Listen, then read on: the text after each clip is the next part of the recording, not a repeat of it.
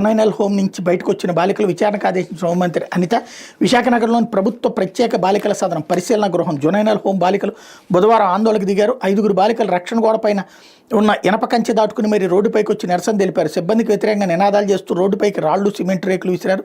మాకు నరకం చూపిస్తున్నారు, మత్తు మాత్రలు ఇచ్చి మానసిక రోగులుగా మారుస్తున్నారు, న్యాయం చేసి మా ఇళ్లకు పంపండి అంటూ రోడ్డుపై వెళ్తున్న వారిని దండం పెడుతూ అభ్యర్థించారు. విషయం తెలుసుకున్న ఏసీపీ నరసింహమూర్తి, సిఐ మల్లేశ్వరం, చినగదిలి తహసీల్దార్ పాల్ కిరణ్ అక్కడికి వచ్చారు. బాలికలకు నచ్చజెప్పి సర్ది చెప్పి జునైనల్ గృహానికి తరలించారు. అదే సమయంలో అక్కడికి వచ్చిన బాలిక తల్లి సైతం తమ కుమార్తెని ఇంటికి పంపకుండా వేధిస్తున్నారని వాపోయారు.